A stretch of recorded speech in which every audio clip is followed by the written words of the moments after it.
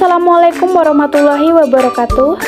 Halo semuanya, perkenalkan nama saya Dwi Laila Sari dari kelas 10 TKJ.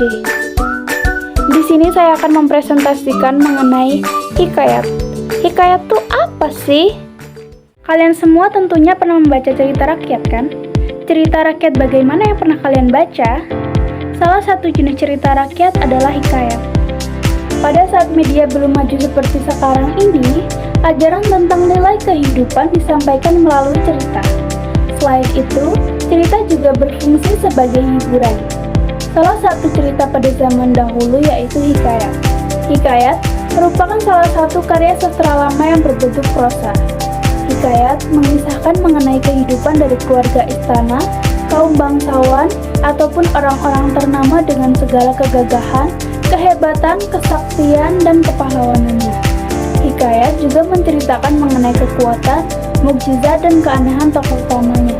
Hikayat biasanya dibacakan dengan tujuan untuk hiburan sekaligus sebagai pelipur lara atau membangkitkan semangat juang. Mengidentifikasi ide dan makna dalam kata hikayat. Kata hikayat berasal dari bahasa Arab yang berarti cerita, kisah, atau dongeng. Kata itu berasal dari kata kerja haka yang berarti menceritakan atau mengatakan sesuatu kepada orang lain. Dalam bahasa Melayu, kata hikayat berarti cerita. Cerita kuno, cerita lama dalam bentuk prosa atau riwayat sejarah. Di samping itu, hikayat juga berarti kenang-kenangan sebagai lawan dari riwayat atau tarik. Hikayat merupakan cerita rekaan berbentuk prosa, panjang berbahasa Melayu yang menceritakan tentang kehebatan dan kepahlawanan orang ternama dengan segala kesaktian dan keajaiban yang dimiliki. Hikayat mengandung nilai-nilai yang terkadang masih relevan hingga saat ini. Hikayat memiliki karakteristik sebagai berikut. Yang pertama yaitu kemustahilan. Teks hikayat banyak mengandung kemustahilan, baik dari segi bahasa maupun dari segi cerita. Kemustahilan berarti hal yang tidak logis atau tidak dapat diterima oleh nalar. Contohnya, bayi lahir disertai pedang dan panah. Dan contoh lainnya yaitu seorang putri yang keluar dari gendang. 2. Anonim. Hikayat bersifat anonim. Maksudnya, tidak diketahui secara jelas siapa nama pencerita atau pengarang dari hikayat tersebut. Hal ini disebabkan karena tidak ada nama penulis yang jelas dalam hikayat tersebut. Cerita dalam hikayat pun disampaikan dari satu orang ke orang lainnya secara lisan.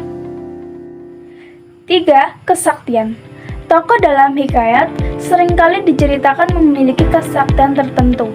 Contohnya, tokoh Garuda yang memiliki kemampuan merusak kerajaan dikalahkan oleh Syah Peri. Dan contoh lainnya yaitu raksasa yang memberi sarung kesaktian untuk mengubah wujud. 4. Istana sentris. Hikayat seringkali bersifat istana sentris, yaitu bertema dan berlatar kerajaan. Tokoh-tokoh yang diceritakan dalam hikayat biasanya adalah raja, anak raja, atau prajurit. Selain itu, latar tempat yang digunakan adalah suatu negeri yang dipimpin oleh raja atau istana di suatu kerajaan. Yang terakhir yaitu arkais. Hikayat bersifat arkais, yaitu menggunakan bahasa yang sudah lampau. Bahasa yang digunakan dalam hikayat sudah jarang dipakai atau tidak lazim digunakan dalam komunikasi masa kini. Contohnya kata hatta, tita, upeti, bejana, syahdan, sebermula, hubaya-hubaya, apatah, sahaja, dan berjaya. Selain karakteristik tersebut, hikayat juga memiliki ciri-ciri berikut. 1. Merupakan cerminan realistis kehidupan rakyat setempat, cerita rakyat. 2. Pada dasarnya, hal yang diungkapkan pengarang disampaikan dengan jalan menceritakan, meriwayatkan, dan mendongengkan, maka jenis karangan yang digunakan adalah narasi. Yang ketiga, dilandasi oleh adanya unsur cerita atau dongeng, maka hikayat berkesan rekaan atau fiksional. 4. Hikayat umumnya bermotifkan keajaiban dan kesaktian. Yang kelima, isi yang dikandung dalam hikayat umumnya menyingkap kehidupan tokoh besar, seperti raja dan keluarganya, pahlawan atau seseorang yang sakti dan berpengaruh terhadap masyarakat luas. 3 bagian struktur teks hikayat. Yang pertama yaitu orientasi. Orientasi merupakan pengenalan latar, tokoh, dan kisah baik dari segi waktu, tempat, maupun peristiwa. Orientasi juga biasanya menata berbagai adegan dan menjelaskan hubungan antar tokoh. Yang kedua, komplikasi. Komplikasi merupakan bagian konflik yang mulai muncul. Konflik adalah pertentangan atau kesukaran-kesukaran yang dialami oleh tokoh utama dalam hikayat. Bagian ini akan berangsur terus bertambah hingga akhirnya mencapai puncak di bagian klimaks. Yang ketiga, resolusi. Resolusi merupakan penyelesaian dari berbagai konflik yang terjadi. Resolusi juga dapat diiringi oleh kode atau kesimpulan dari amanat akhir terhadap kondisi yang dialami oleh tokoh utama. Nilai-nilai yang terkandung dalam teks hikayat. Hikayat sebagai bagian dari cerita rakyat terkait dengan kehidupan masyarakat. Melalui kehidupan yang diangkat dalam cerita, hikayat menyajikan tidak hanya hiburan, tetapi juga nilai-nilai kebaikan yang dapat diambil hikmahnya oleh pembaca. Nilai-nilai tersebut dapat kita lihat dari pola tingkah laku, pola berpikir, dan sikap-sikap tokoh dalam cerita, baik yang dideskripsikan dalam cerita maupun yang dinarasikan dalam ucapan-ucapan tokoh. Adapun nilai-nilai yang terkandung dalam hikayat terdiri atas nilai budaya, pendidikan, religius, moral, dan nilai sosial. Nilai budaya. Nilai budaya merupakan nilai yang berkaitan dengan adat istiadat atau kebiasaan di suatu wilayah tertentu. Karena hikayat berasal dari Melayu, maka kita bisa belajar mengenai kebudayaan Melayu. 2. Nilai pendidikan. Nilai pendidikan adalah nilai yang berkaitan dengan semangat atau kemauan seseorang untuk terus belajar secara sadar. Hikayat memberikan banyak nilai pengetahuan yang dapat menambah wawasan bagi para pembacanya. 3. Nilai agama. Nilai religi merupakan nilai yang berkaitan dengan kepercayaan tokoh akan keberadaan Tuhan. Hikayat banyak mengajarkan nilai keagamaan yang dapat diterapkan dalam kehidupan untuk mempertebal iman. 4. Nilai moral. Nilai moral merupakan nilai yang berkaitan dengan akhlak atau sikap baik dan buruk manusia. Hikayat banyak mengandung nilai moral yang dapat dijadikan cerminan untuk bersikap dalam kehidupan sehari-hari. Yang terakhir, nilai sosial. Nilai sosial merupakan nilai yang berkaitan dengan relasi antara manusia. Melalui hikayat, kita bisa belajar mengenai nilai sosial yang dapat melatih kita menjadi manusia yang dapat berinteraksi dengan sesama manusia lainnya dengan baik. Menggunakan kaidah dan bahasa dalam hikayat dan cerpen. 1. Konjungsi urutan waktu. Konjungsi urutan waktu adalah jenis kata hubung yang menunjukkan hubungan waktu. Selain menunjukkan waktu, konjungsi urutan waktu digunakan untuk menyatakan urutan sebuah kejadian berdasarkan waktu terjadinya, baik itu sebelumnya, saat, maupun setelahnya. Dengan kata lain, konjungsi digunakan untuk memperlihatkan hubungan dari dua kejadian yang berlangsung pada waktu berbeda. Beberapa contoh konjungsi temporal diantaranya lalu, kemudian, setelah itu, sebelumnya, hingga, sampai, dan sejak. Hikayat menggunakan konjungsi urutan waktu berupa kata-kata arkais. Pemilihan konjungsi sangat menentukan koherensi atau kepaduan makna antar kalimat ataupun paragraf dalam cerita. Penggunaan konjungsi urutan waktu yang tidak tepat akan mengubah logika alur cerita dan koherensi sebuah paragraf. Hal ini yang perlu diperhatikan dalam penggunaan konjungsi waktu adalah frekuensinya. Jangan terlalu banyak menggunakan konjungsi urutan waktu dalam satu paragraf. Penggunaan yang sering, apalagi kata yang sama, akan membuat cerita yang ditulis menjadi kekanak-kanakan. 2. Majas. Majas adalah gaya bahasa yang digunakan penulis untuk menyampaikan sebuah pesan secara imajinatif dan kias. Hal ini bertujuan untuk membuat pembaca mendapat efek tertentu dari gaya bahasa tersebut yang cenderung ke arah emosional. Majas biasanya bersifat tidak sebenarnya alias kias ataupun konotasi. Majas sangat erat kaitannya dengan cerita fiksi. Majas dapat membuat sebuah karya lebih bermakna dan berkesan. Beberapa majas yang seringkali digunakan baik dalam hikayat ataupun cerpen sebagai berikut. A. Antonomasia. Majas antonomasia merupakan salah satu jenis dari majas perumpamaan.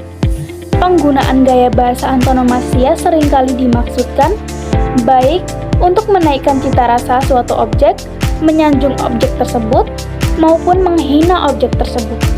Selain itu, penggunaan bahasa antonomasia dalam suatu tulisan dimaksudkan untuk mengurangi kesan monoton. Contohnya, menasehati si kepala batu itu sangatlah susah. B. Personifikasi. Personifikasi adalah majas yang dinyatakan benda mati ataupun benda hidup yang bukan manusia, hewan atau tumbuhan yang seolah-olah bersifat dan berlaku layaknya manusia. Artinya, benda mati seakan memiliki sifat bernyawa atau hidup. Ada beberapa karakteristik dari majas personifikasi. Karakteristik tersebut diantaranya membandingkan benda mati seperti benda hidup, biasanya bersifat atau bersikap yang ada dalam diri manusia, dan melibatkan panca indera. Majas personifikasi dapat memberikan bayangan atau angan menjadi gambaran yang nyata.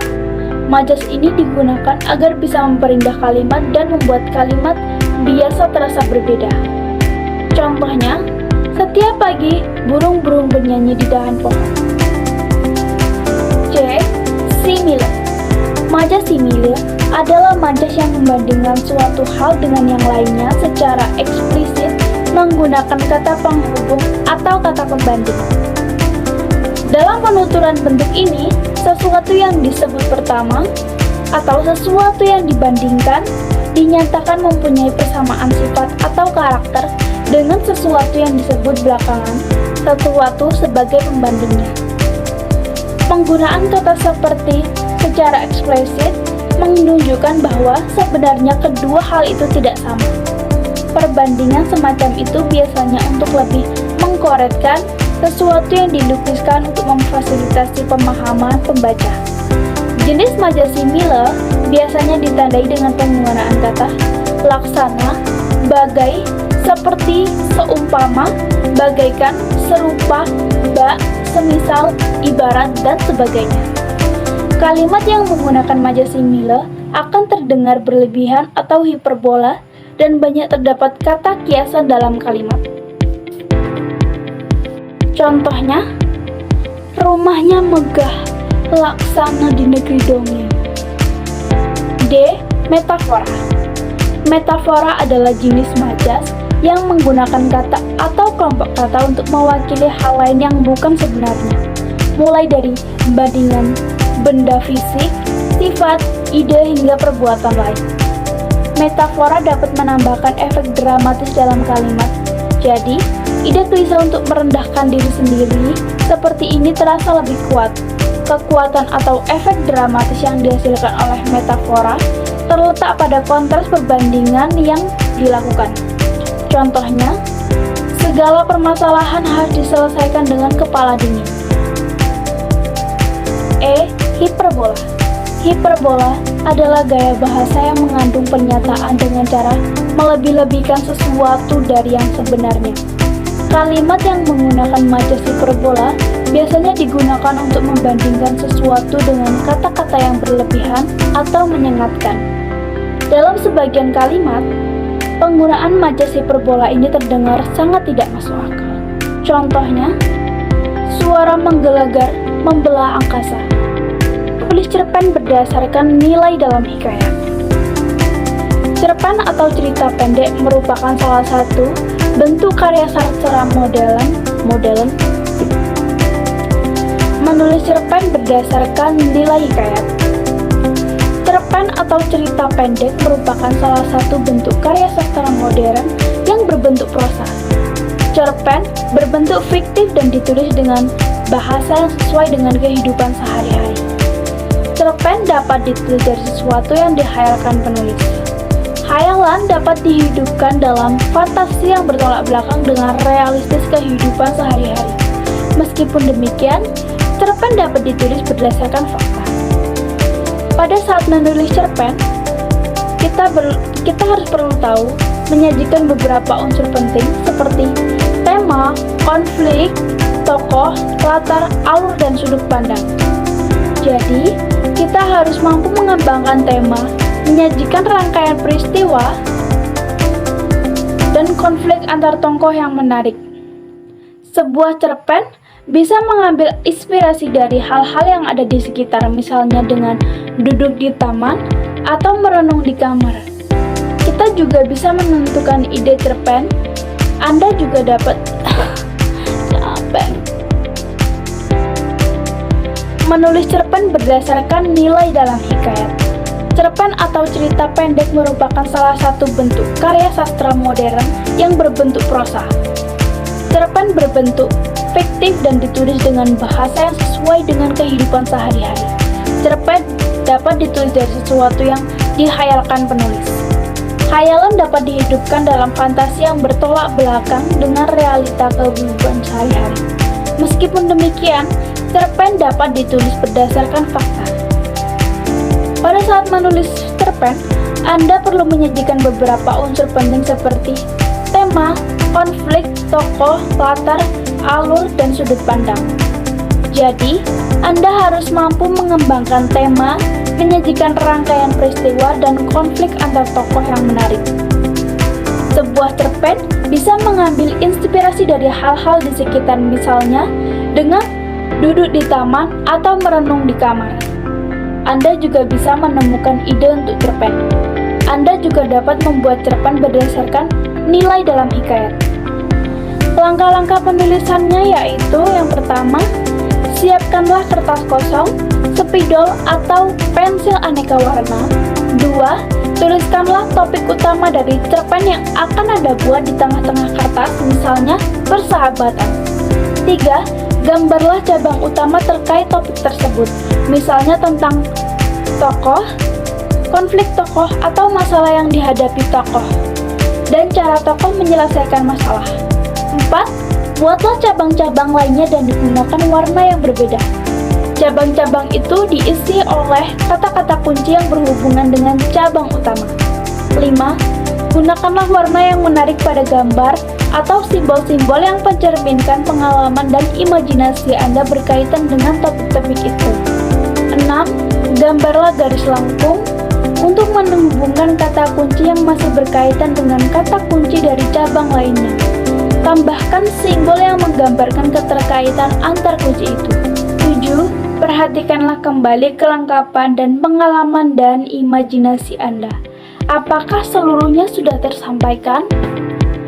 8. Jika sudah lengkap, nomorilah kata-kata kunci sesuai dengan urutan yang akan Anda susun di dalam cerpen. Coretlah kata-kata kunci yang dianggap tidak penting untuk dikembangkan. Misalnya, kata kunci yang terlalu menyimpang dari topik utama atau terlalu biasa kalau dijadikan bahan cerpen. 9. Kembangkanlah kata-kata kunci tersebut menjadi sebuah cerpen yang utuh. Anda juga dapat menambahkan peristiwa dan imajinasi lain dari luar kerangkaian tersedia, sepanjang tidak mengganggu topik utama yang telah dibangun sebelumnya. 10. Lakukanlah penilaian diri terhadap cerpen yang telah Anda tulis. Kesimpulannya, hikayat adalah salah satu jenis karya sastra lama berbentuk lisan atau tulisan. Pada umumnya, hikayat mengisahkan tentang kehidupan dari kaum bangsawan, keluarga istana, atau orang-orang yang memiliki kehebatan tertentu.